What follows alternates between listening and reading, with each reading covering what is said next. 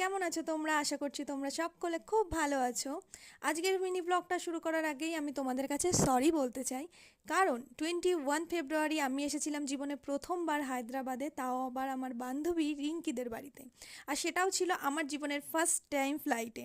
আর তোমাদের কাছে সরি বলছি তার কারণ আজ হলো 1 মার্চ, আর এতদিন ধরেও আমি মিনি ব্লগটা আপলোড করতে পারিনি। বাট এই দিনের ফুল ভিডিও অলরেডি আমার চ্যানেলে আপলোড আছে, তোমরা প্লিজ গিয়ে চেক ইন করতে পারো, কারণ এই দিনটা আমরা খুব মজা করে কাটিয়েছিলাম আর আমার পুরো জার্নিটা আমি তোমাদের সাথে শেয়ার করেছি।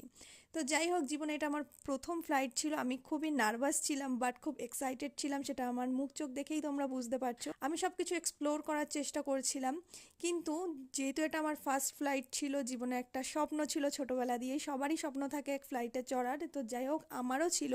কিন্তু যখন প্রথমবার ফ্লাইটটা উঠছিল ওপরে, তখন আমার খুবই ভয় করছিল, কেমন একটা মাথা টাথা চক্কর দিচ্ছিল। সে যাই হোক, সব কিছু কাটিয়ে আমরা দিনটা খুব ভালো মতন কাটিয়েছি। আর ফ্লাইটটা যখন ওপরের দিকে উঠছিল, আমি তো আগের থেকেই ভেবে রেখেছিলাম যে আমি যেরকম ট্রেনে জার্নি করলেও আমি সবসময় জানলার ধারে সিট নিই আর আমি দেখতে দেখতে যাই, এটাতেও আমি তাই করব। কিন্তু আমার যেহেতু শরীরটা খুব খারাপ লেগেছে, তাই আমি ছোট ছোট কিছু ক্লিপ নিয়েছি তোমাদের দেখাবো বলে, যদিও তেমন কিছু দেখানোর নেই, শুধু ম্যাগি আছে আর কিচ্ছু নেই।